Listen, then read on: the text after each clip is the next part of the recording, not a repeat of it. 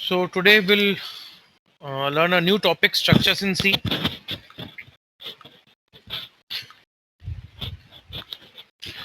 First of all, let us understand why use structures. So this we'll try to understand with the help of an example. Say for example, I ask you to store data about 3 books, and what data you actually need to store is you need to store name of each book, price of each book, and the number of pages that are there in each book. मान लो मैं ये सारी जानकारी आपको कहीं पे save करने के लिए बोलूं, तो आपके पास क्या क्या ऑल्टरनेट्स हो सकते हैं, क्या क्या मेथड्स आप यूज कर सकते हैं, वो देखते हैं। तो स्ट्रक्चर्स की इंपॉर्टेंस अपने आप आपको समझ में आएगी। तो इस काम को करने के लिए one way out is you can construct individual arrays for storing name, a variable for storing price, and still another variable for storing number of pages for a book. तो यहाँ जो 3 आप देख रहे हैं एग्जाम्पल जो यहाँ पे लिखे हैं, this we have one character array in which you can store name of one particular book, and we have a variable price which is of type float, and you can always store one book's price in this particular variable price, and number of pages can be stored in this particular variable pages. तो ये क्या हुआ कि एक किताब अगर आपके पास हो, आपको सिर्फ एक किताब की जानकारी सेव करनी हो, तो आप ऐसे 3 वेरिएबल बना के काम कर सकते हैं। नाम के लिए कैरेक्टर एरे ले लीजिए, प्राइस एक वेरिएबल ले लीजिए और पेजेस ले लीजिए। मगर ध्यान दीजिए, आपको एक किताब की बात नहीं कही गई है, आपको 3 किताब या हो सकता है 3 से ज्यादा किताबों की ये जानकारी स्टोर करनी हो, तो फिर आपके लिए काम थोड़ा बढ़ जाएगा। So what if you have to store information about 3 different books? तो 3 डिफरेंट बुक्स के लिए फिर सॉल्यूशन क्या होता है कि ठीक है सर, हम 3 डिफरेंट एरेज ले लेंगे नाम के लिए। देखिए, नेम 1 ले लिया, नेम 2 ले लिया, नेम 3 ले लिया। ठीक है, तो हमने 3 एरे ले लिए जिसमें हम बुक के नाम को स्टोर कर सकते हैं, एंड वी हैव 3 क्या कहते हैं, प्राइस वेरिएबल्स हैं, 3 पेजेस वेरिएबल्स हैं।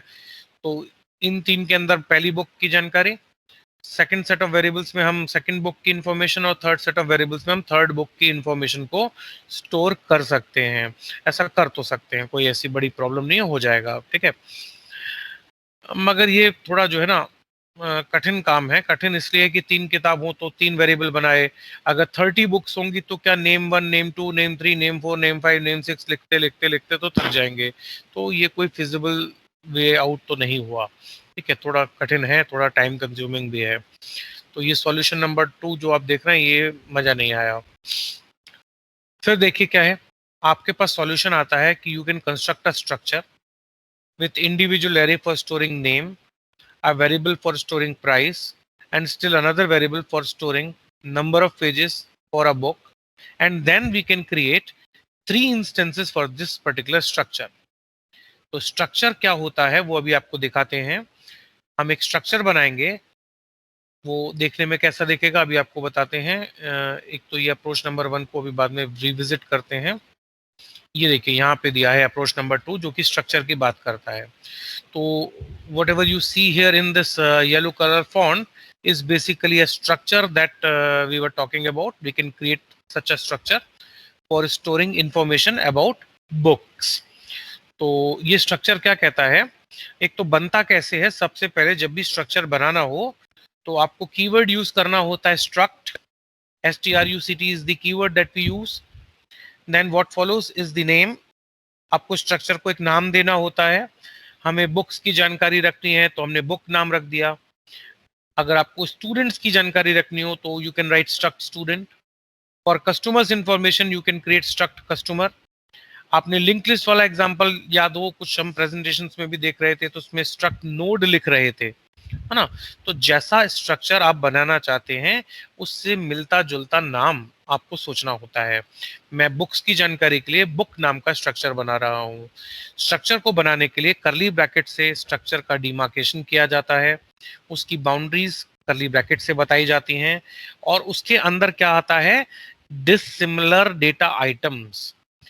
डिसिमिलर क्यों, नाम देखिए कैरेक्टर टाइप है, प्राइस का डेटा टाइप अलग है, पेजेस का डेटा टाइप अलग है, तो ये अलग अलग डेटा टाइप्स हो गए। इसलिए ये क्या हुआ, डिसिमिलर डेटा टाइप्स हैं। यानी हम कह सकते हैं कि स्ट्रक्चर क्या हुआ, heterogeneous data type. I repeat, Structures are heterogeneous data types. Arrays were homogeneous data types. Array के अंदर जो कमरे बनते थे वो होमोजेनिटी की वजह से इंटीजर एरे में सिर्फ इंटीजर रखा जाता था, फ्लोट एरे में सिर्फ फ्लोट रखा जा सकता है, कैरेक्टर एरे में कैरेक्टर वैल्यूज रखी जा सकती हैं, डिसिमिलर आइटम्स एरे में नहीं रख सकते।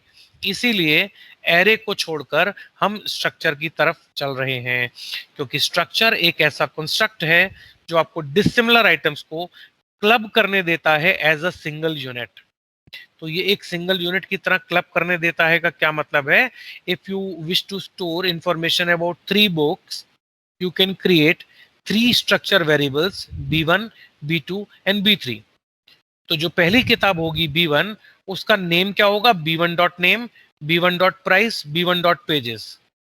सेकेंड बुक के लिए B2 dot name, B2 dot price, B2 dot pages. और थर्ड बुक के लिए B3 dot name, B3 dot price, B3 dot pages.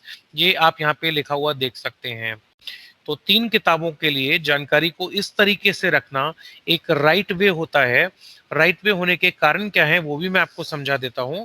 देखिए, पिछली जो अप्रोच थी वो क्या कहती थी कि आप एक ऐसा एरे बना लीजिए, एक प्राइस और पेज के लिए नंबर ले लीजिए, तो आप एक किताब की जानकारी को सेव कर सकते हैं।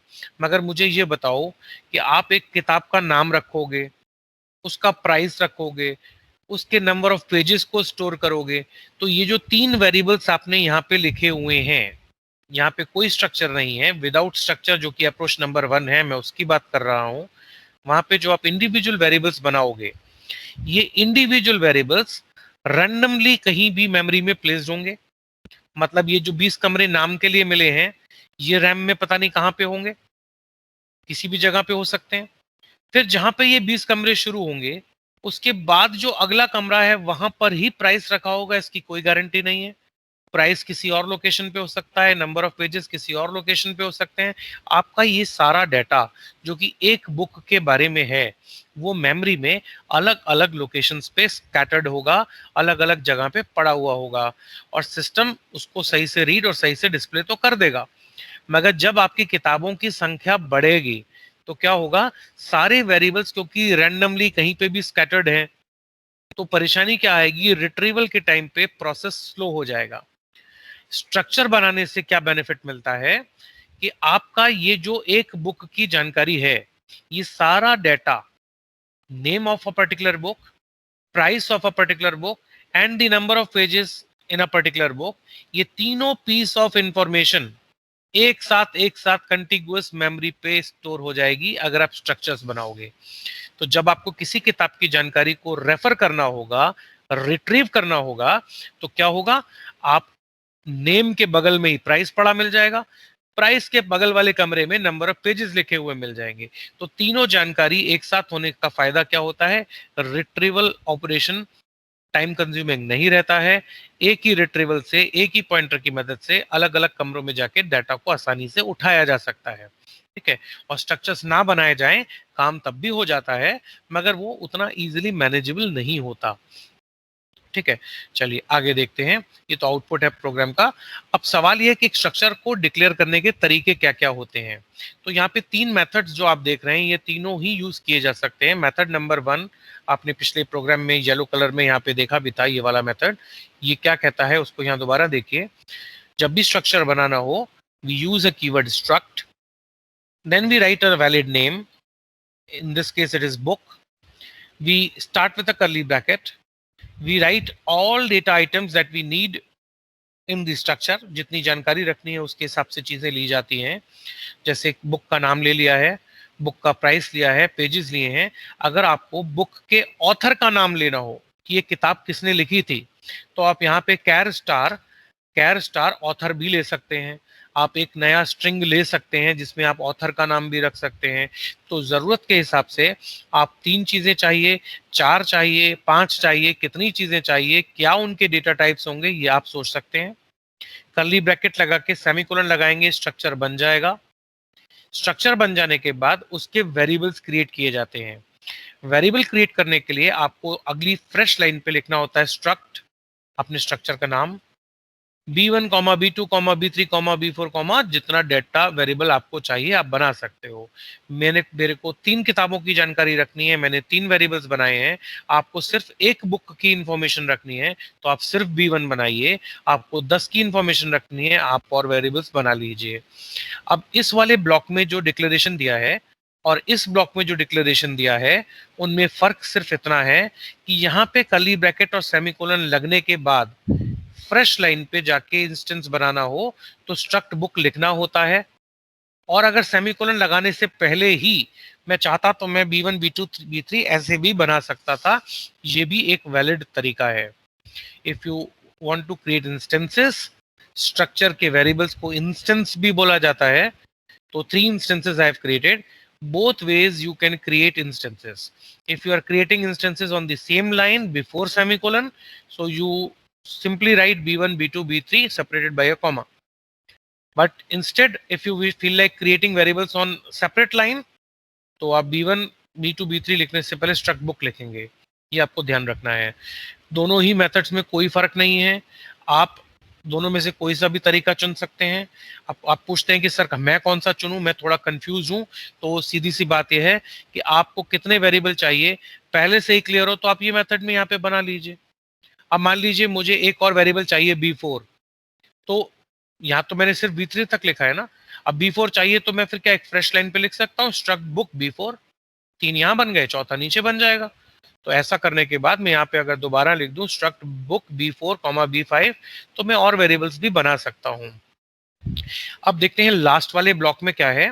इसको कहते हैं एनोनिमस स्ट्रक्चर। एनोनिमस का मतलब है कि जिसका कोई नाम ना हो। तो आप ध्यान से देखें, यहाँ पे स्ट्रक्चर का नाम बुक लिया गया था, यहाँ पे भी स्ट्रक्चर का नाम बुक लिया गया है, मगर यहाँ पे स्ट्रक्चर का नाम नहीं लिया गया है। ना तो बुक लिखा गया है, कुछ भी नहीं लिखा है, खाली छोड़ दिया है। ठीक है, और ये टाइपिंग मिस्टेक है, एस छोटा ही होगा, कीवर्ड है तो कीवर्ड्स छोटे अक्षरों में ही आते हैं। Struct should be in all small case letters, तो इस एस को छोटा कर लीजिएगा। यहाँ देखिए कोई नाम नहीं लिखा हुआ है। आई रिपीट, इसको कहते हैं एनोनिमस स्ट्रक्चर। अब सवाल यह है कि जब हमने नाम नहीं लिखा तो स्ट्रक्चर यूज कैसे होगा। तो आप देखो जो आपका पिछला प्रोग्राम था ये वाला, जिसमें ये बुक स्ट्रक्चर बनाया था, एक बार जब आपने बुक के वेरिएबल्स बना दिए B1 B2 B3, तो आप यहाँ पे बुक तो लिखते भी नहीं हो ना। आप तो B1 dot name, B2 dot name, B3 dot name लिखते हो। एक्सेस करने के लिए वी नेवर यूज BOOK। तो जो नाम दिया था इसको हम यहाँ पे तो कहीं यूज करते ही नहीं है, we use instance names instead. तो ये नाम किस लिए दिया था? अपनी क्लैरिटी के लिए, खुद को क्लैरिटी मिल जाए कि ये जो कोड के अंदर स्ट्रक्चर बना है ये किस चीज की जानकारी के लिए है। तो मीनिंगफुल बनाने के लिए आप अपने स्ट्रक्चर को यहाँ नाम देके चल रहे थे। मगर अगर आप अपने कोड में इसी प्रोग्राम के अंदर ये BOOK को डिलीट कर देते हैं तो भी आपका प्रोग्राम चल जाएगा। बस करना क्या होगा, फिर ये आप यहाँ फ्रेश लाइन पे वेरिएबल नहीं बनाएंगे, आप इसी जगह पर सेमीकोलन से पहले B1 comma B2 comma B3 ऐसे लिख के बना लीजिए, काम चलेगा। तो ये तीनों डिक्लेरेशंस के तरीके हैं जो आपको दिखाए हैं। आप कोई सा भी मेथड यूज कर सकते हैं। एग्जाम में अगर पूछ लिया जाए कि व्हाट आर एनोनिमस स्ट्रक्चर्स, तो a structure which does not have a valid name is anonymous structure. बनाया जा सकता है, पॉसिबल होता है, ऐसे ही बनता है जैसा यहाँ दिखाया। मूविंग फर्दर, अच्छा ये तो all above mention declarations are same, आप कोई भी यूज कीजिए। Now let us quickly look at the initialization of structure instances. You can see we have a structure book here in which we have char name of 10। इसको ऐसे लिखें या आप pointer से स्ट्रिंग बनाएं। आपको याद होगा स्ट्रिंग्स पढ़ाते समय मैंने आपको सिखाया था कि आप करेक्टर एरे से भी स्ट्रिंग बना सकते हैं और एक पॉइंटर भी क्रिएट करके स्ट्रिंग बनाई जा सकती है। और पॉइंटर वाला तरीका मुझे ज़्यादा पसंद आता है, तो मैं तो कैर स्टार नेम वाले तरीके से काम करना चाहूँगा। आपको पसंद हो तो आप कैर नेम 10 ऐसे लेके 10 अक्षर का किताब का नाम आप रख सकते हो। अगर आपकी बुक का नाम लंबा हो तो 10 की जगह 20 ले लीजिएगा। ठीक है, अब ये कितना बड़ा बुक का नाम होगा, 20 लूं या 30 लूं, इस झंझट से बचने के लिए ही मैं कैर स्टार नेम वाले तरीके को पसंद करता हूं। तो आप देख लेना, आपको या तो ये लिखिए या ये लिखिए, दोनों चल जाएगा, कोई प्रॉब्लम नहीं है। सवाल यह है कि इस स्ट्रक्चर के इंस्टेंसेस देखो, 2 इंस्टेंसेस यहाँ पे बनाए गए हैं ऑन सेपरेट लाइंस। एक है B1, एक है B2। B1 का डाटा बाय डिफॉल्ट क्या होना चाहिए के लिए मैंने उसको इनिशियलाइज कर दिया। अब यहाँ पे ध्यान क्या देना है, order is important. Your first item is expecting a string, तो पहली चीज स्ट्रिंग डालना। Second item is waiting for a float type value, तो सेकंड एक डेसिमल वैल्यू होनी चाहिए। Third is your number of pages in the book. तो जैसे इस स्ट्रक्चर के अंदर मेंबर्स हैं उसी हिसाब का डाटा भी यहाँ पे लिखा हुआ होना चाहिए।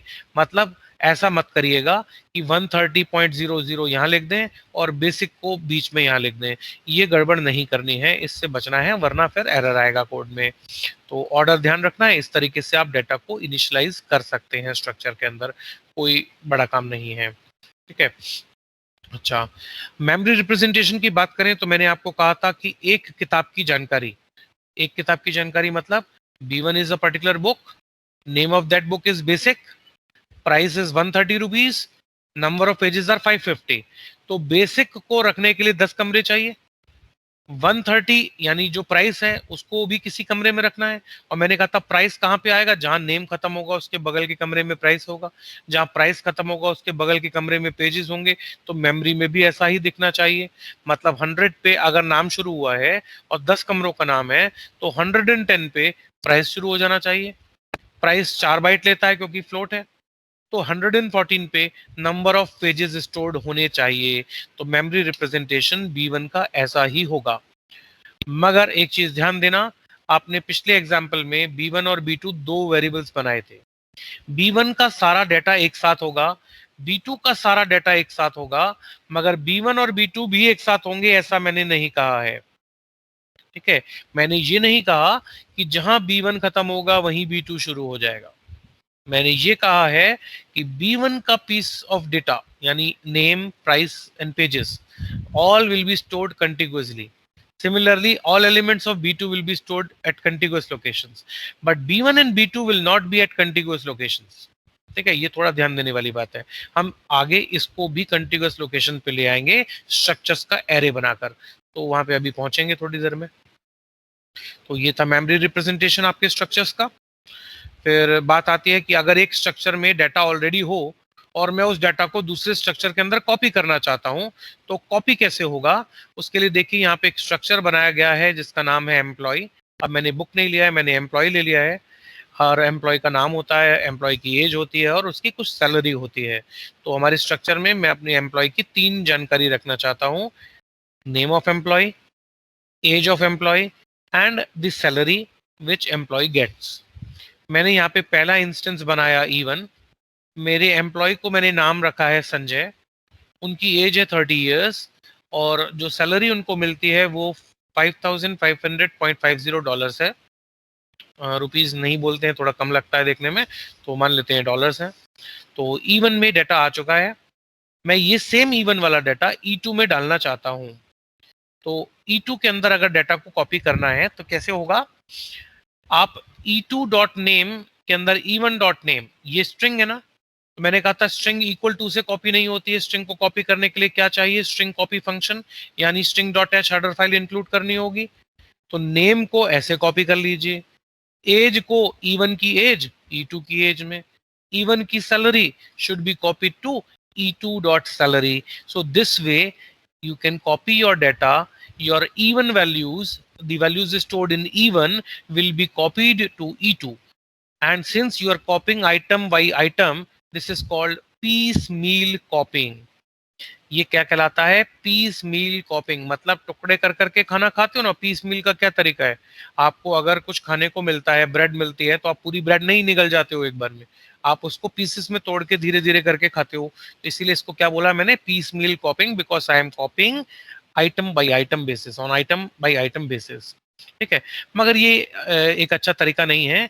आपको अगर अब E2 में तो डाटा आ गया, देखो E1 में संजय 30 ये था, तो इन 3 स्टेटमेंट्स की मदद से E2 में भी सेम वैल्यूज आ गई हैं। अब जो कुछ E2 में आया है अगर मैं उसे E3 में डालना चाहता हूं तो पीस मील कॉपिंग की कोई जरूरत नहीं है, आप E3 इक्वल टू E2 लिख सकते हैं। उसी तरीके से अगर आप यहाँ भी चाहते तो इस पीस मील कॉपिंग की कोई जरूरत नहीं थी, आप सीधे लिख सकते थे E2 इक्वल टू E1, जैसे यहाँ लिखा है E3 इक्वल टू E2। तो सारा E2 का डाटा E3 के अंदर कॉपी हो जाएगा। आप जब प्रिंट कमांड चला के E1, E2 और E3 को प्रिंट करेंगे तो तीनों में सेम वैल्यूज आपको नजर आएंगी। वो आउटपुट यहाँ नहीं है, आप चला के देख लीजिएगा। You will get to see same data in E1, E2 and E3। ठीक है, तो ये था अबाउट कॉपिंग, मतलब how one can copy structure elements into another structure instance. तो E1 का डाटा E2, E3 में कैसे कॉपी होगा, राइट वे ये है E3.E2। हाँ, ये किस लिए दिया हुआ है, मान लो कोई कहे कि जी सिर्फ नाम ही कॉपी होना है, एज और सैलरी कॉपी नहीं होनी है, तो स्ट्रिंग कॉपी चलाना, नाम कॉपी कर लेना, एज के लिए नई वैल्यू डाल देना, ये चीज मत लिखना E1.age, यहाँ पे नई एज लिख देना, सैलरी के लिए कोई नई सैलरी लिख देना। और हाँ, अगर सारा ही डाटा कॉपी करना है तो फिर आसान तरीका ये वाला है, इतना टाइपिंग कौन करता रहेगा, ये मैंने समझाया आपको। चलिए, अब इससे पहले कि हम next topic array of structures में जाएं, अगर आपके पास अभी कुछ क्वेश्चंस हैं पूछने के लिए तो पूछ लीजिए।